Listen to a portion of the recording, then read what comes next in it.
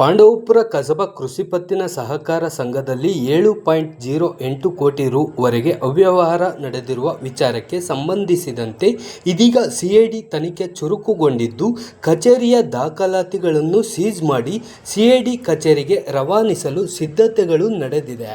2015-16ನೇ ಸಾಲಿನಿಂದ 2024-25 ವರೆಗಿನ ಎಲ್ಲ ದಾಖಲಾತಿಗಳನ್ನು ಸಂಘದ ಅಧ್ಯಕ್ಷ BN ಯೋಗೇಶ್ ಹಾಗೂ ಕಚೇರಿ ನೌಕರರು ಸಿಐಡಿ ಕಚೇರಿಗೆ ಶುಕ್ರವಾರ ರವಾನಿಸಲಿದ್ದಾರೆ. ರೈತರು ಚಿನ್ನಾಭರಣ ಅಡಮಾನವಿರಿಸಿದ್ದ ದಾಖಲಾತಿಗಳು ಹಾಗೂ ಪಿಗ್ಮಿ ಸಂಬಂಧಿತ ದಾಖಲಾತಿಗಳನ್ನು ಸೀಜ್ ಮಾಡಿ ಚೀಲಗಳಲ್ಲಿ ಪ್ಯಾಕ್ ಮಾಡಿ ರವಾನಿಸಲಾಗುತ್ತಿದೆ.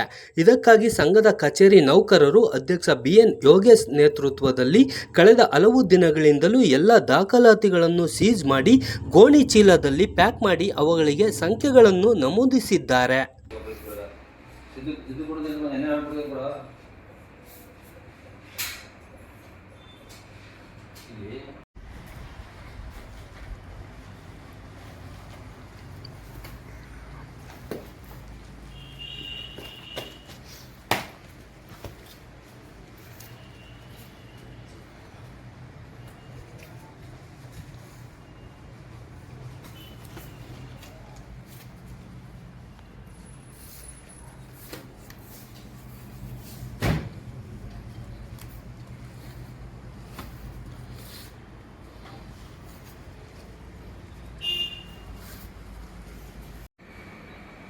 ಇದು ನ್ಯಾಷನಲ್ ಬ್ಯಾಂಕಿಗೆ ಅಣ್ಣ ನಾಳೆಗೆ ವೇಗ್ ಹೋಗ್ಬಿಡಿ ಬಂದು ಸ್ಲಿಪ್ ಮಾಡಿ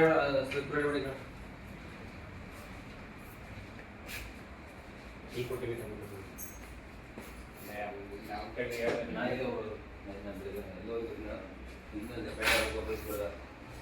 ಇದು ಕೊಡೋದಿಲ್ಲ ಏನೇ ಹೇಳ್ಬಿಡ್ತಾರೆ ಕೂಡ